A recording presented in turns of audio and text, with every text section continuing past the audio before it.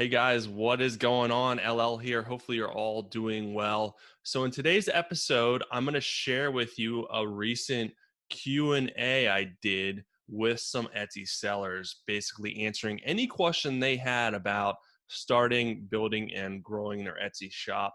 Lots of really good questions. That's why I want to share them with you. Hopefully you can learn and improve your own Etsy business. Without further ado, let's dive right in. Welcome to the Etsy Entrepreneur Podcast, where sellers can get help starting, building, and growing their Etsy business so that they can make extra money pursuing their passion. Are you ready to get the tips and strategies you need to be successful? Then let's get started. Here is your host, a top 1% full-time Etsy seller, LL. All right, so let's see what questions we got here. All right, Tanya says, haven't started selling on Etsy yet, getting ready, but I've been hearing a lot about USPS overcharging on shipments. Is it a glitch in USPS software? I haven't heard that, honestly. I'm not sure where you're seeing that there's a glitch as far as overcharging. If you print out a shipping label on Etsy and you don't have the right weight, they will adjust the shipping label after the fact and then charge you. But if you're putting in the right dimensions and the right weight, they shouldn't be, overcharging or adjusting those charges. So I'm not sure what you're talking about.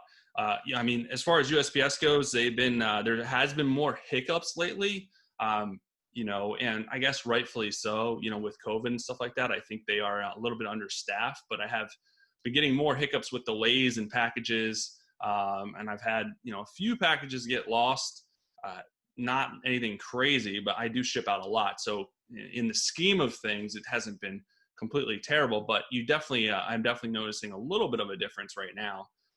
Hopefully that will improve and it'll get better, but it's just kind of with everything going on right now.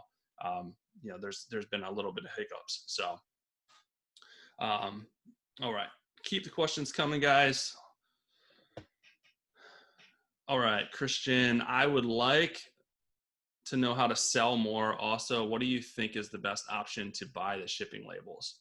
So I don't know if it's the best option, but it's the option that I do. Is I use the Etsy shipping labels platform just because it's integrated and it's easy, and you still do get a discount.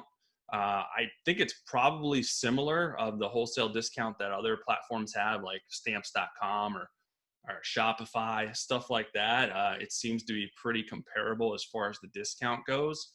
But I like it just because it's integrated with Etsy. I just select all my orders, put in the shipping weights, the dimensions. You can do preset stuff, which makes it a lot quicker if you have preset weights and dimensions, if you sell similar stuff.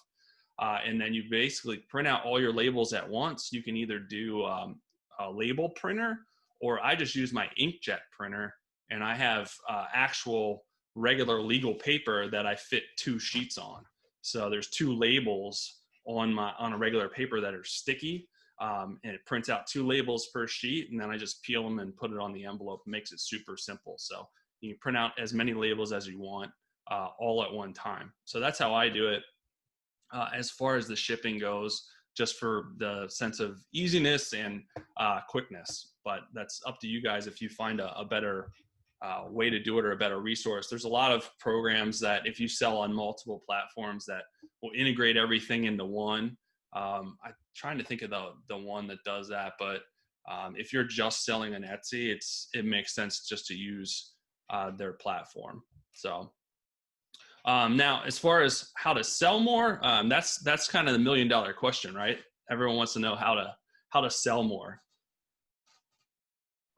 So there's no magical answer to that, and which can be frustrating and infuriating at the same time, right? We all want to know how to sell more, but there's a lot of moving pieces. A lot of people don't understand with Etsy and really any e-commerce business.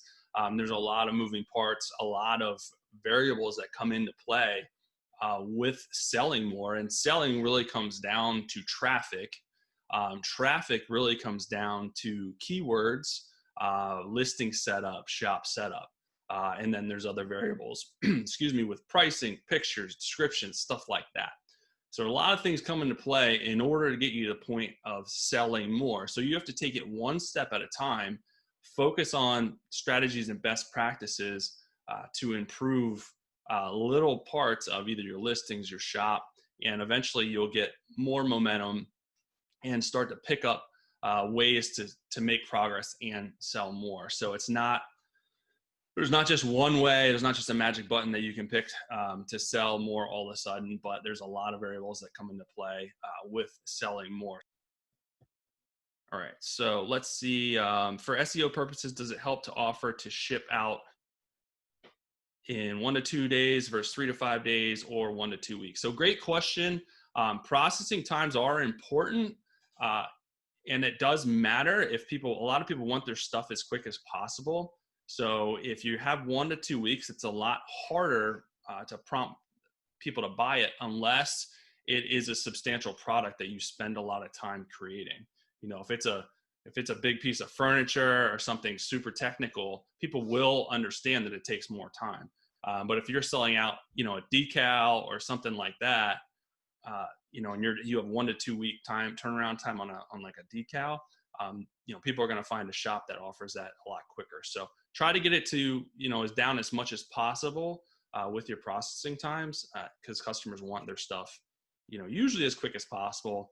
3 to 5 days, I think, is a pretty good sweet spot that leaves you a little wiggle room, so you can get stuff done quicker if need be, but then you can fall back on, you know, the 3 to 5 day mark if it comes to that.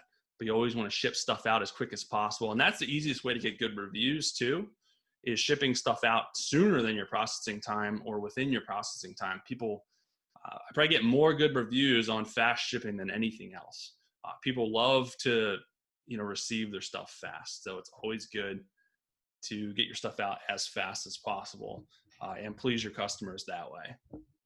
All right, I'm just starting to set up my Etsy shop. How can I list things in groups? And will that count as one listing, or will I be charged for each item in the group? So I think what you're talking about is if you're putting multiple items into one listing, you're bundling items together, you know, as a set or something like that. That would be one listing. I believe that's what you're referring to. So yeah, unless it's all, you get charged for one listing at a time. You can put as many things into one listing as possible. You'll get, you know, just that'll be one listing. That'll be one, you know, 20 cents fee. But if you're doing another listing, you know, you'll be charged for that listing as well. So it all depends. If you want to sell sets of stuff, you can definitely put that in one listing, yeah, if that makes sense, to be able to do that. So I think that was what you were talking about. But yeah, it depends what you're selling, whether that's the right strategy of putting stuff into all in one listing, or you want to break that out into multiple listings, or you want to give both options, because a lot of people will want a set. Some people won't want a set. So it makes sense to offer both options for a better customer buying experience as well. And then if you do offer a set of something, you know, maybe you want to offer a little bit of a discount to entice them to buy the set rather than, you know, one-off products. So there's different ways, different strategies that you can do that. It just really depends. So hopefully that answers your question. Can you talk on SEO and the importance of Etsy? All right. So SEO is search engine optimization for you guys that aren't familiar with the term. And basically SEO, there's a lot of components of SEO, especially when it comes to Etsy or any e-commerce business. So SEO is broken out into, usually the main component is keywords, the keywords that you're using to describe your item in the title, and the keywords that you're using to describe your item in the tags.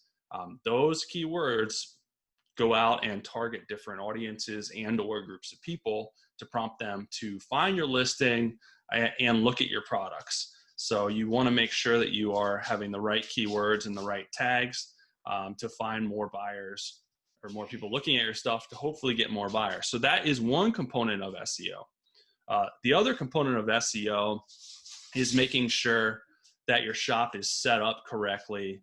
All your shop sections are filled out and complete, because Etsy, that's part of Etsy's algorithm. They like, there's multiple things that the Etsy's algorithm looks at. shop sections are another big part. So a lot of people miss out on opportunities to be found because they don't have their shop filled out completely. And Etsy views that as an incomplete shop. And if your shop is complete, chances are that you offer a good buying experience, and people will want to buy what you have. And Etsy views that as a positive way too, because your shop will look a little bit more professional, and they'll want to send more traffic there. So the best thing that you guys can do, especially if you're new, is make sure all your shop sections are filled out completely. You can always go back and touch that stuff up later and fill it out later. But especially policies and stuff like that. If you don't have a policy section, that's a big red flag to buyers and Etsy alike, because you gotta, customers want to be confident that they're going to be getting a good product and that you have, policies set in place. So those are the shop sections are a big component. Listing tags and titles, and then also reviews are a big component as well as far as SEO. So if you get bad reviews, that's not a good thing. That's going to hurt you as far as search goes. Etsy wants to make sure that their buyers are getting make sure their buyers are getting a good experience, right? And they're not going to send traffic to shops that are getting bad reviews. So you want to make sure that you're getting as many good reviews as possible always, especially early on, just because you don't have a lot to begin with. You want to make sure that you're getting a lot of good reviews. So that's super important. All right, so that's kind of, the broad strokes, the main components of, kind of what goes into SEO and the importance of it. So hopefully that answers your question. All right, can you explain Etsy costs and how we should price our products? Is there a formula you use? Well, first, the costs are pretty straightforward. As far as what Etsy charges, they charge 50% on sales. And then if you use their processing service, which most of you guys do, it's another 3% plus 25 cents. So those are the costs. You can kind of use that to figure out. Now, then you have to backtrack and figure out how much it costs to produce your product. What is it? What goes into making your product, and what are those costs? What's the shipping costs? And then you basically subtract that from what you're going to charge for your product, and that should help you figure out where to price your product. A lot of people make the mistake of really cutting their margins razor thin to be more competitive, thinking that they're going to sell more. Cheaper is not always better, especially when it comes to Etsy. You guys want to make sure that you're leaving yourself enough margin for material changes, material cost changes, so you can run a sale, so you can offer some discounts, different stuff like that, where if your margins are already super thin, you're not going to be able to do that stuff. So you got to make sure that you're able to account for changes in the marketplace and be able to use marketing strategies to ultimately sell more. So don't always go as cheap as you can. Set your prices where you're going to make money. And then on the back end, there's strategies and marketing strategies and stuff like that you'll learn and that you can do to get more sales.